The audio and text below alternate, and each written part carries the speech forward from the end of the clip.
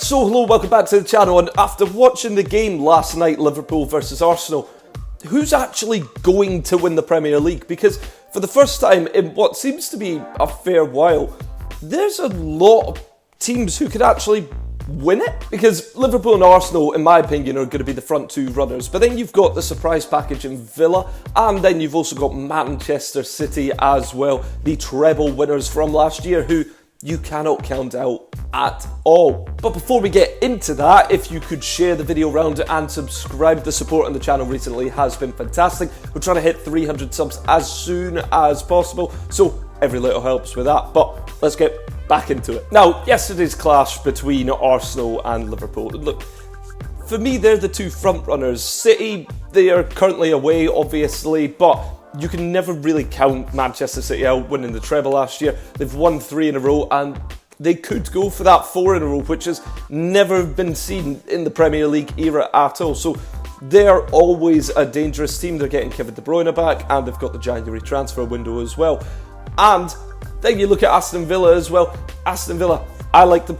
I want them to win it, in all honesty. It's a different team. It's a surprise package in a way, and seeing John McGinn lift up the Premier League just a month or two before he lifts up the Euros, that'd be lovely to see. But to me, I don't know, I just don't see Man City winning it. I know they can go on those runs because they always have done it in the past as well, but for me, they just seem like they're a bit out of steam in a way that they've won it all. What is there left to do? And I mean, the great teams always find more ways to win and win and win and win and win, but that's all Man City have been doing, and maybe this year's not their year, but I could be proven wrong. I did predict them at the beginning of the year to win again, but I just maybe can't see it. And Villa, I just don't think they've got the squad to do it, which is very sad. But at the same time, they'll probably just win the Europa Conference League. I'm moving on to that game last night. One thing I just want to talk about before anything, that handball by Odegaard. I mean, how is that not given as a handball? I just don't understand it. His hand is not in a natural position, and he stops the ball. Like, I don't see how he can. He's put his hand down there, stopped the ball, actually kind of flicked at the ball, and it's not even gone to VAR. That's the most worrying part. The ref had a good view of it. He didn't give it. Maybe he was waiting for someone in the VAR room to say, look, go look at that, because that should be given as a penalty, or just given as a penalty from the boys in the VAR room. But what on earth happened there? The Arsenal goal was a brilliant free kick that was floated in, and Arsenal players did their blocking very well because Gabriel was completely unmarked. Konate couldn't even get near him. And then you look at the Liverpool goal as well.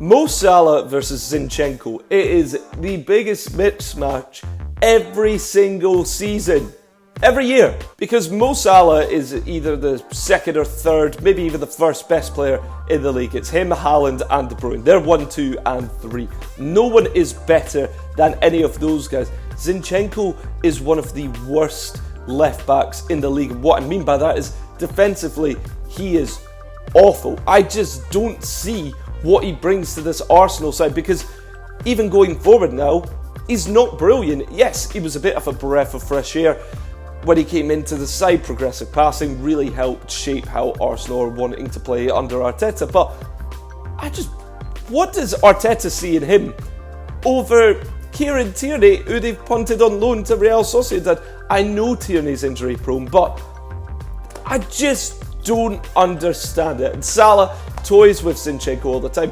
Zinchenko misjudges Trent's pass, and then Salah goes past him far too easily, puts it in the back of the net as well, and that's 1-1. And what? I don't get Zinchenko.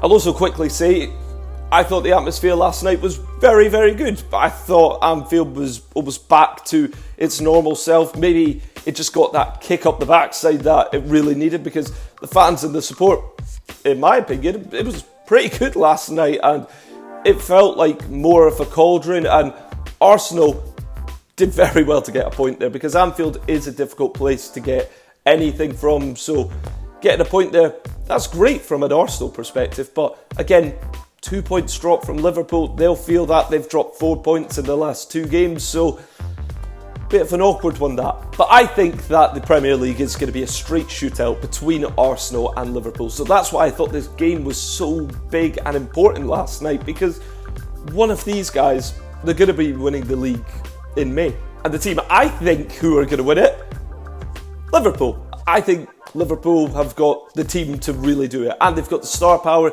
and alongside that as well, they've done it before. I mean, I've already talked about the brilliance of Salah. Van Dijk, for as much as I think he is overrated, which doesn't mean that I don't think he's good, I just think he's a bit overrated in an era where we've maybe lacked brilliant defenders within the Premier League. I think he's back to being good, not back to his best. I mean, the injury, it's very much lost him a bit of pace. His physicality is still there, but his problem has always been the reading of the game. He's just not brilliant at it, which, I mean, when he's brilliant at passing, shooting, aerial presence, and, he's usually got a decent defensive line. It's just the reading of the game that really lets him down. But he's back to being really good after his injury mishap from last season. Then alongside that, you've got the best goalkeeper in the league, maybe in the world, in Alisson. And the whole squad is very, very strong. You also have Thiago Alcantara coming back very soon from his injury. Who knows, maybe he'll play 2 or 3 games, then go back to being injured, because for some reason he's always injury prone. But I love Thiago. I think he's so good, and the position that Trent is currently in, that's where Thiago should be, because he is probably the second best passer in the league behind Kevin De Bruyne. Probably. Tsimikas, of course, went off injured. It looks like it was a shoulder or collarbone injury. I wasn't really too sure from that. But Andy Robertson will hopefully be returning soon enough, maybe January-ish, potentially February. So that's an exciting time to have someone like that coming back as well. The reason this title race is so far open is because there are holes in every single team's squad, so that there's not a clear outright winner. And the holes in Liverpool's squad is they don't have a complementary striker for someone like Mo Salah. Someone like Firmino, who just linked everything up, was very unselfish. Cody Gakpo could be that guy. Darwin Núñez, of course, they're wanting to be the star striker, but at the same time, I don't think him and Salah work in the team, both needing to get those goals. So that's a bit of a tricky one. Then you've also got a box-to-box midfielder missing. Szoboszlai is great. Endo's a nice wee addition in there as well. But the midfield, it's still lacking something. And I think it's a solid box-to-box running midfielder. Then as well, the defence. I've never been too assured by Konate. They need someone next to Van Dijk. They've always needed someone like Nathaniel Ake.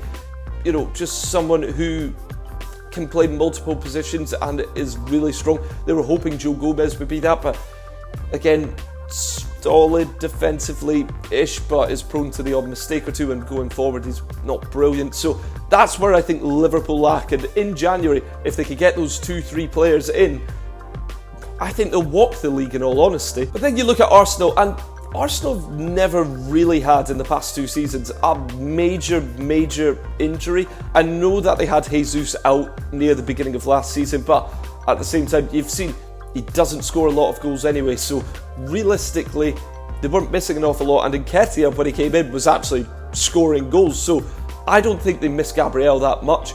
And then you also look at when Saliba was out injured at the end of last year, that being their only real big injury, because Arsenal have got no defensive coverage for Saliba. Saliba is very clearly their best defender, and he complements Gabriel well, who I haven't ever properly rated Gabriel. I just think he makes too many defensive mistakes, he doesn't read the game well, and alongside that, Saliba calms him down, cleans up a lot of his messes. Now, Saliba, the only time Arsenal have had these injuries where Saliba was out injured, that's when they crumbled last year. The games against Southampton, the game against Liverpool, the game against Man City, where Saliba wasn't there, and they were worried. They were a bag of nerves, lost to Nottingham Forest as well. So Arsenal, they've been quite fortunate that everyone's been injured around them, and they've had a fairly fit squad for the past 2 years. The only injury that they've had this year is Timber, but again, we've not actually seen enough of Timber to really say if he's a great player or not. He started the season well. I mean, what was it, 2 games that he played, and he looked alright in the both of them. And maybe he is supposed to be taking Zinchenko's position at left back, but I mean, it's not like they've properly missed him. There are two things that really worry me about Arsenal. Number one is the goalkeeper situation. You can't have two number ones. It doesn't work like that. Ramsdale, I thought it was really harsh that he got dropped anyway. In the same way, I thought it was harsh when Leno got dropped, then it was harsh when Martinez was getting dropped, and then it was very harsh when Ramsdale just got dropped. It seems to be that whenever they're pretty satisfied with their goalkeeper, they try and upgrade the goalkeeper. It kind of worked for a wee bit, but I mean, Ramsdale's a top goalkeeper. Yes, he's got some concentration problems, and maybe Arteta was worried about that, but David Raya's not a big upgrade on him. He can kind of play a bit better with his feet, but he's not an actual better goalkeeper at saving shots than Ramsdale. And I feel that's a problem in modern day goalkeeping, in the way that coaches are like, well, we need goalkeepers to pass out from the back. I think it's great if they can, but that's not what I want my goalkeeper to do. I just want my goalkeeper to save the ball. I don't care if he can pass the ball 2-3 yards. That doesn't interest me at all. But then my other worry with Arsenal is if they do get an injury to someone like Declan Rice, who's very important, or Saliba yet again, who I feel they're the only two players that if they go missing, Arsenal, they're not in a good shape. If Trossard or Saka, when injured, there's Martinelli, Jesus, they've got enough firepower up top. Not enough goal scorer, but they've got enough creativity. Odegaard as well, potentially, but if Rice or Saliba get injured, Arsenal, they will fall apart. And it's just what they've done before. So Arsenal's best chance to win the league is this year. The best chance to win the league was last year, but they blew it last year, and I don't think that they've got the squad depth to actually do it, especially because they're still in the Champions League as well. They could realistically go quite far in that tournament because I don't think the teams are particularly strong in the Champions League, which is a bit weird to say, but you never know, and we'll see what's what by May. But last night, it was a bit of a preview, I think, for what's to come. So that was my thoughts on the Premier League, who's going to win it. We're kind of at the halfway stage now, and an early prediction. So let me know who you guys think are going to win the league as well in the comments below. I'd really love to read that as well. And if you liked the video and got this far, like, share, subscribe. It's all free, might as well. Thank you so much for watching, and yeah, cheers.